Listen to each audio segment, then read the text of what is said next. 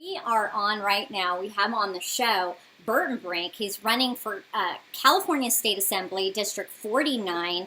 He is also in the belly of the beast. I just had Roxanne Hogue on with us. I mean, amazing woman, amazing woman. You know her, Burton. Yep. But, you know, you both are working so hard in areas which the people haven't been represented for a very long time, and you're in LA County, right? Yes, that's correct. And you have somewhat of an uphill battle, but I'm hearing that it's getting a lot warmer towards Republicans these days. How is the campaign then going for you? Oh, it's been going great. We've been having a lot of public appearances. We've been walking. We've been calling people. We have been just about anywhere and everywhere in our district, making sure that people know our name. We've got big signs that are out. Our yard signs are out. Mm-hmm. Our signs are in big locations that people can see. We're trying to make sure people know that they actually have a choice this time in the 49th district for somebody to run and represent them, because we, like you said, we have not had that representation for years. For everyone, because, you know, oftentimes it's you are a Republican, you have a value system, right? And you're running on the Republican platform, so obviously there is that.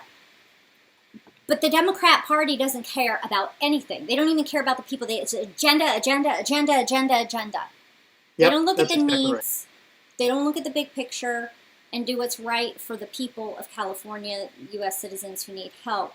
And I know you. We've talked before. Folks, check out his other interview. Look online on his website. It's going to be below. Learn about Burton Brink. You have a strong background. But biggest thing is, first, before we go on, I want you to tell people what area the 49th district covers. Sure. Thank you. Because that's part of it. People need to know where you're at. Who can Absolutely. Thank you so much. So the 49th district covers the cities of Arcadia, Alhambra, San Gabriel, San Marino, Monterey Park, Rosemead, Temple City, El Monte, South El Monte, and Montebello. We cover about 405,000 residents in the San Gabriel Valley. It's a lot of people to reach. But I think the biggest thing is the people there need to know that you're running, and they need to know that they have that option. You know, you worked for LAPD, right? No. Los Angeles County Sheriff's Department. Correct me. Thank you. I stand corrected. Yes, LA County Sheriff's Department. I apologize. No problem. In any case, you worked for law enforcement and within law enforcement for some years, right? I mean, yes. You're 29 years with the Sheriff's Department. Yep. You have a public servant's heart. Yes. Since I was 14 years old is actually when I started my public servant thing as a police explorer, and then went to Monterey Park and then became the Sheriff's Department. That is amazing. That is amazing. And you wanted to do that to help the people, to keep them safe. Yes. Yes, I did. And now you're wanting to do that from yet another angle. Yes, because I can't be a cop anymore, and so because of that, you know, with my injuries and everything, I said, well, what else can I do to help people and to do the right thing? And Sacramento was really upsetting me with what was going on. The person that's representing the 49th district doesn't, like we have talked about, does not care about the district. I mean, people are asking him questions on his social media and they go unanswered, ignored. I have some Chinese people that are Democrats in the area that have contacted me, and they said, he does not represent us. He does not talk to us. He pushes us away. He throws us out of his office. And you aren't doing that. You're actually talking to us. And it doesn't matter if I'm a Republican, an independent, or a Democrat. Yes, I'm on the Republican ticket. Yes, I have the Republican values. But I actually care about every single person in our district. And I care about every single person in the state of California. And a lot of people, say, oh, you're not in my district. Well, you do realize that when I'm voting and I'm in Sacramento, my vote accounts for everything that happens in the state of California. So in essence, yeah, I might not represent you in my district, but what I do in Sacramento does affect you no matter where you are in the state of California. So I think a lot of people need to pay attention to that as well, of who else is running it, how we can support these candidates that are representing the people of California to Right. make sure we have that representation throughout the state of California. Right, absolutely. And you bring up a very good point. I'm not in your area. I can't vote for you. But you will be making that vote and that decision up in Sacramento. And what you Absolutely. do vote for impacts my life. It's the same on a federal level. People, this is a state position, yes. But when you're up there in Sacramento doing the hard work that the current people aren't doing Right. to represent Californians, and legislation gets put through and those decisions get made here in the state, what goes on in California impacts the nation. Absolutely. I'm Whatever going to happens say that. here, whatever happens here, happens in the rest of the country. It always Right. starts here. And that's what's so crazy, because all the left thinking with that comes down to our laws and what is happening in Sacramento, our taxes, is going to affect the rest of the country. And that We've brings got up to the gas stop it tax. now. That brings And the up right to the gas tax. I saw the other gas tax. day, I'll let you talk on this because I want to hear what you have to say and where you stand on the gas tax and where we're going forward.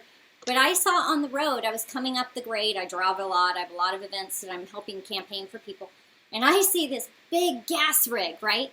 And he's got plastered to the back of his gas rig, too big, yes on 6 All right. to repeal All the right. gas tax.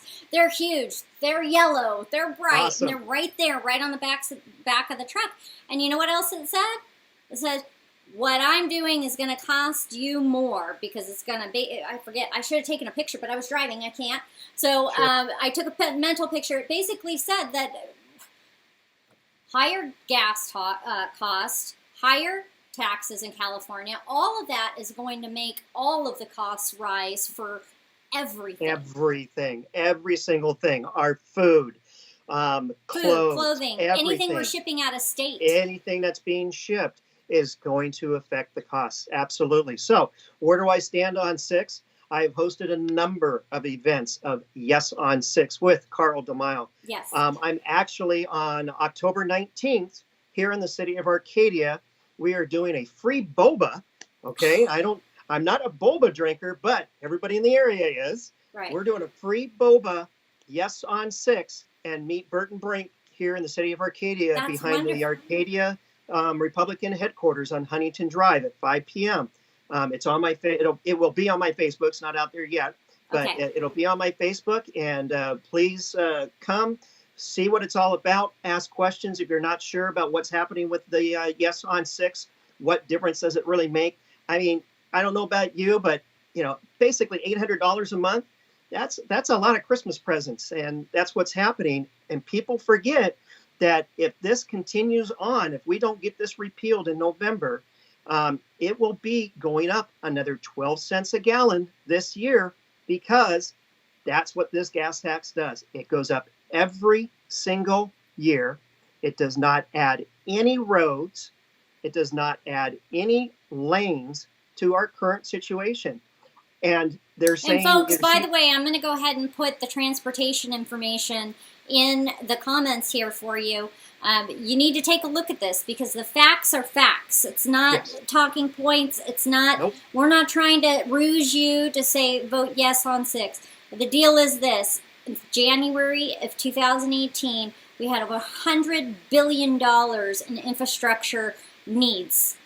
Yes on 6 only will help $52 billion over 10 years, okay? 10 years, and it doesn't go to solve the problems that we currently have. There's other ways that we can get the money for this information that I'm going to be providing to you. And Burton, thank you for doing these activities with Carl DeMille and reaching and spreading the message, because there are ways to solve our problems without taxing people. Absolutely. More.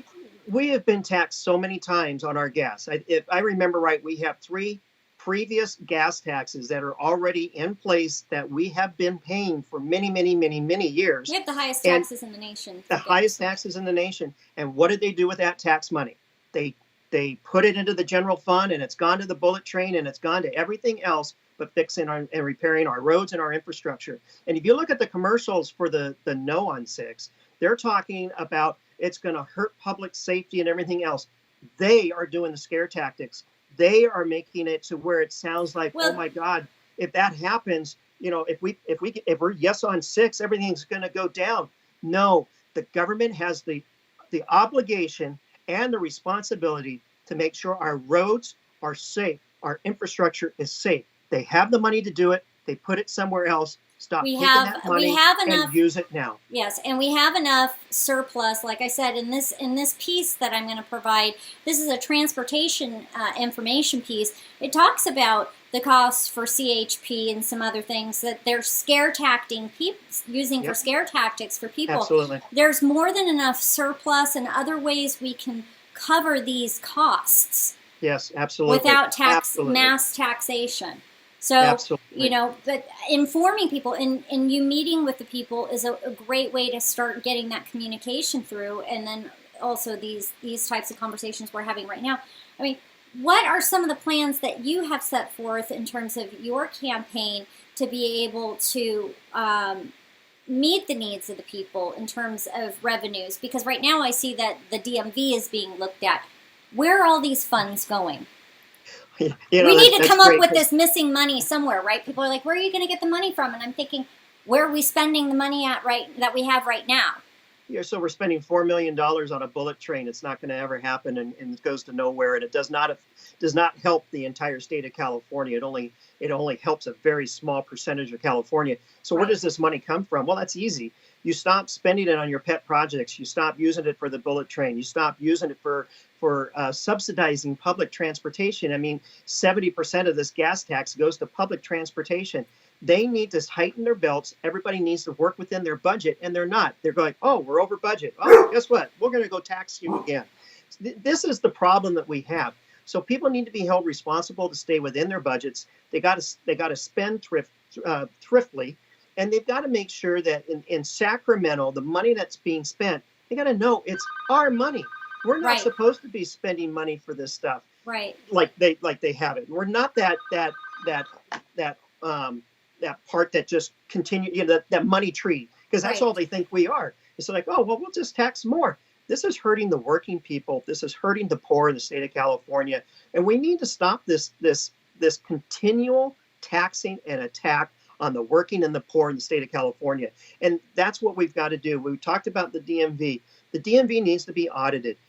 I just came back from the DMV.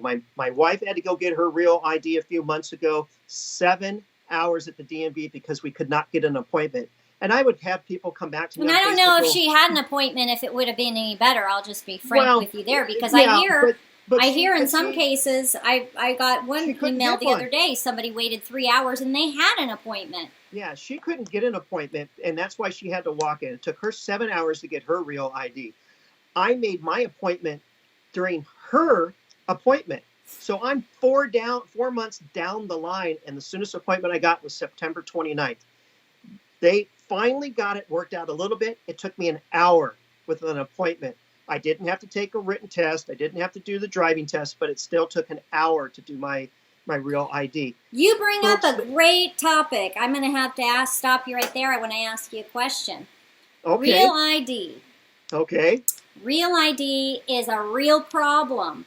And the reason why it's a real problem, there are many reasons why it's a real problem, but one of the things I see that's very disconcerting is why we need a real ID, because California doesn't meet certain regulations currently, right? On the federal level, or well, actually in 2020, correct? 2020, so right. Part of the problem is illegals have driver's licenses. Yep. Part of the problem is we have a breakdown of our lawfulness as a state. And what can you do for the people to get us back on track? I mean, this is an issue. Real ID is an issue. People aren't looking at it and really talking about it, but it needs to be dealt with. It is. If you plan on traveling, and your regular ID will no longer be valid after 2020, so you need to have a passport and things like that. That is not feasible for a number of people to get that. I don't have a passport. I happen to like the United States. I kind of stay here a lot. But, those are things that we have to think about, is what is happening with our DMV and why were they not ready And that's really the key issue. Why were they not ready to do this real ID? My understanding, the way it was explained to me, is because of 9/11, that they wanted to have a tighter rein on the identification, and that's why they came up with this real ID that's nationwide. But with that being said, okay, my current ID should have been automatically transferred over to a real ID based off It of when shouldn't my have been driver's anything license was different issued. because you're a U.S. citizen. They have your information. Exactly You my had to point. go in with all of your paperwork and say, here, Exactly my DMV point. person, here is all this. I'm Yep. established. I'm not somebody here with a permanent residency. You know, I Correct. don't have visa documents because I'm a citizen. You shouldn't necessarily have to do anything to be able to Right. comply. It should So have been. I had to come back with my birth certificate, my social security card, a utility bill proving that my address is my address. You know, we've already done all that. I did that when I was 15 years old, actually, when I got my 15 and a half, when I got my learner's permit and did all that. I brought in my social security, brought in my parents, my parents brought in a Right. utility for me. So we're already been established in the state of California. Those people should have been automatically put into the real ID without having to go through this. But here's part of our problem. Because DMV has not been audited and has not had anybody look at the documentation that's been going on for the last 10 or 15 years, you have had people with illegal identification, fake federal cards, and that type of thing, able to get a driver's license even before illegal aliens were supposed to have driver's licenses. And that totally took away from the actual real identification that you needed. So Right. That's why they were making us do it all over again. But I mean, that was reminds DMV's me. problem. I hate that to. wasn't my fault. I mean, I was born here. I was born in California, and I'm a U.S. citizen. My family have been here for generations, and it just reminds me of some of these countries where, you know, pretty much everywhere you go, you have to carry papers with you. Yep, yep. And it's sad that we're We there. are in the United States of America. We have certain laws here on a federal level, and so there are some big issues surrounding that. So I'm really excited to actually learn more and talk to you a little bit more in depth, you know, and talk about that issue, and maybe as we get right closer to the election. But I mean, there are big problems we need solved up there in Sacramento because they've gone amok. They've done Yes, whatever they want to do. Sacramento has messed up California for so long. It's going to take a long time for us to fix it. This is not Right. going to be an overnight fix. No. You know, a lot of people are like, okay, great. You get elected. I'm going to give you 2 years to fix it. Okay, really? You understand it took 10, 15 years for Sacramento to screw up the state? It's going to take at least that long to fix the state. Let's work it at the numbers. Let's attack it where it needs to be attacked. This is a long-term issue. Yes, but we have a need lot to audit. undo. Right. We need A lot to audit our undo. state. Yeah, a lot to undo and a lot to fix. You know, you're brave. You're a brave man. We are so grateful you've stepped up and are running for office. You know, folks, people put their lives on hold, so to speak, and they put themselves on the line to go out there every day in a public eye and look to be a servant up in Sacramento, and for those people who are running for Congress on a federal level. I mean, they put everything out there. Their families. Look at what happened with Judge Kavanaugh. I mean, it's just phenomenal, you know, that people could come against someone. It puts a strain on our family. It puts a strain on them because, you know, Right. we're always out going somewhere. We're always out doing something. Somebody's coming up and wants to get a picture. And, you know, it doesn't matter what we're doing. And we're trying to do the right thing. We want to make sure that we fix our state. That's why we're running. You know, it's supposed to be run by the people, not politicians. It's not the career politicians have destroyed everything, our country and everything. In our state and our communities.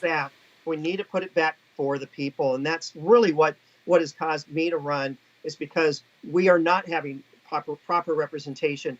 They don't care about the criminals they're letting out of jail, hurting my neighbor and hurting a child if they're a sex offender and those type of things. I mean, I've done public speaking on the human trafficking. I've done public speaking. And that's another issue we haven't talked about. There's a lot going on here in the state of California and in communities, and especially in LA County. Yes. And in here, even in Coachella Valley where I live, we have those types of issues, and the people want solutions, and the people need solutions. Well, stop letting the criminals out of jail. You Yes. got to make sure that your career. Here's the thing: a lot of people have fought me on this and go, "Oh, you just want everybody institutionalized." No, I want our career criminals to be held responsible for their actions. People make mistakes. Nobody is perfect in life. That's why we're human beings. But we have our laws. You get caught, you go to court, first time offense. You're gonna be out on OR. You don't need bail. You're going to have a very little time in jail, if any. You still have that little consequence for something that had happened, and they're going to help direct you to get you to what you need to do. We used to have a lot of programs in the jail, but because of Prop 47 and 57, all the funding went away with that. So there are no longer these rehabilitation programs in the jail. So we need preventative medicine, so to speak, for society, in terms of those individuals who are youth or first-time offenders, or have made a bad choice or gotten in a situation which judges are pretty astute, and the attorneys are pretty good to be able to spot those people who could be reformed and can't be reformed. I mean, come on. There are certain offenses that are just, can't be. But in any case, I believe that we can really do preventative medicine in terms of our social outreach for some of these criminals. Absolutely. And help them get to a place in society where they're productive and aren't in those at-risk groups, if you will. Now, I mean, you brought up a good point, bringing felonies down to misdemeanors, right? Some of the things that have happened from some of these propositions. What are your solutions in those areas? Well, we got to put them back up to the felonies. We've got to have our 3-strike laws back, because that's your career criminal. Thank you. That is your career criminal that continues to violate the crime over and over and over again. That was the whole point of the 3-strike law, was to get your career criminals off the street. Like I said, people make mistakes. They make bad choices. They hang with the wrong crowd, whatever. Well, that's part of it. They hang with the wrong crowd, but it's a process. And if you have a mental health issue or drug issue, those things need to be dealt with. They aren't going to go away. Right. So what happened with all these propositions is they used to be able to have this felony actually go down to a misdemeanor before. That was part of their plea bargaining. Right. It's part of the process. Rehabilitation and everything else. But again, if it's warranting. Right? Again, if it's warranting. Oh, absolutely. Absolutely. But, I'm talking like the drugs and stuff. You're arrested for the felony. You have a drug problem. Tell you what, we'll drop it down to a misdemeanor. You go into this drug program, this rehabilitation program, and if you complete the program, we'll keep it as a misdemeanor. If you violate your program, you don't finish it, and you're back out on the street again, guess what? You're going to jail for your felony time. So they give you the opportunity, but that opportunity is now gone as well, because we no longer have that plea bargaining tool that they used to use to get them that help. And so now people aren't getting the help. And now you have people who are out homeless that are drug addicts and stuff, because they used to be in jail or be in a rehab center to help them. And now they got nothing. So now they're just out doing their drugs and stealing from you to pay for their drugs. It's a lose-lose situation, and they're homeless to boot. So, which, by the way, all of these things, people talk about the cost. Where are you going to get the money? All of these issues you're talking about cost money.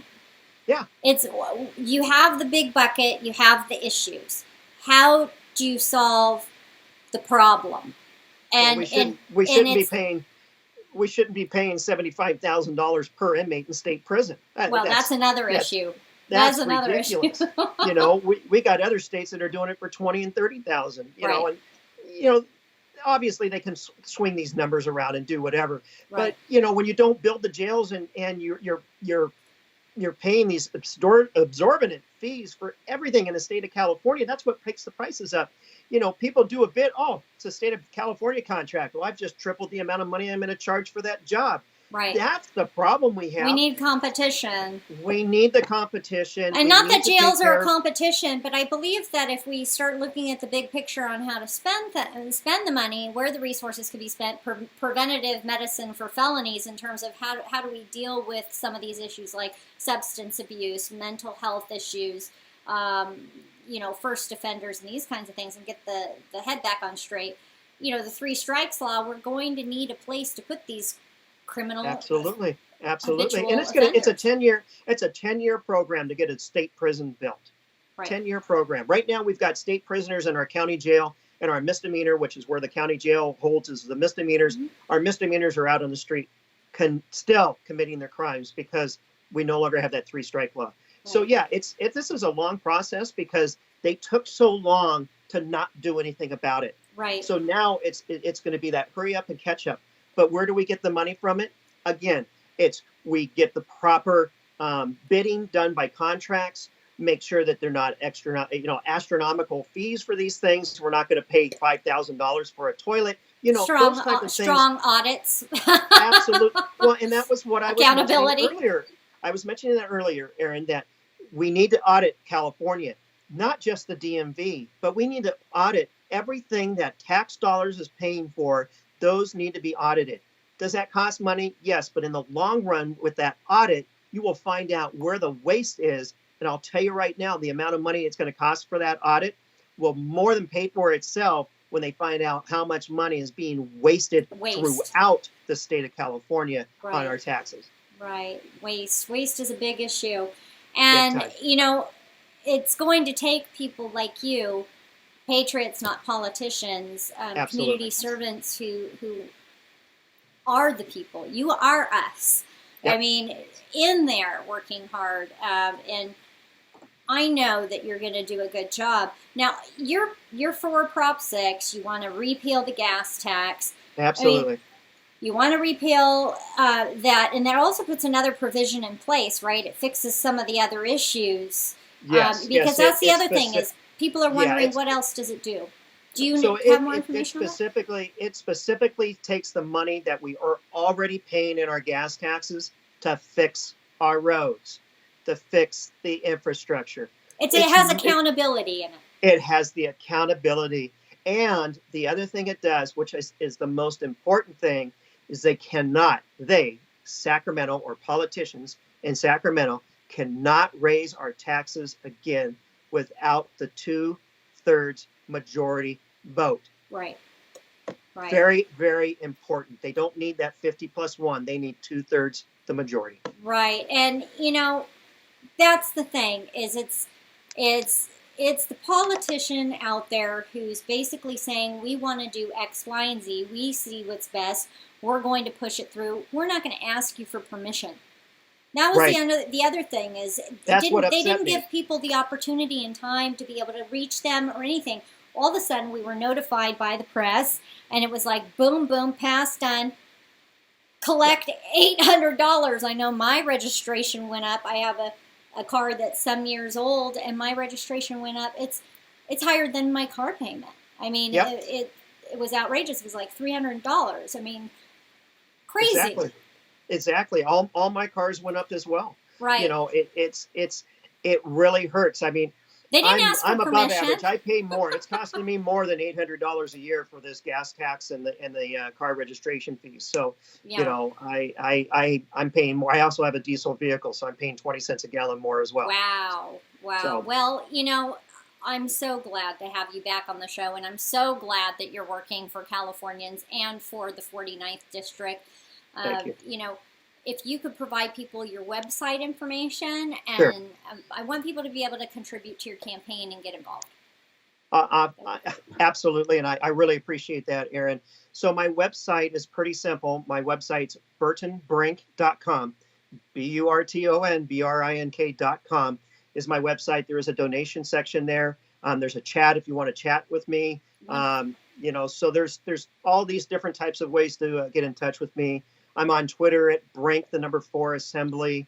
I'm on Instagram at Burton Brink, the number 4 Assembly. I'm on Facebook, Burton Brink 4 Assembly. Kind of gets that thing going there, doesn't it? Question, on your website, are there social links that people can push the button and it'll take them to you? Yes. So that's easy too. So they can just Google you or, what have you. They can Google me. You Google Burton Brink, it'll take you to my website. So, perfect.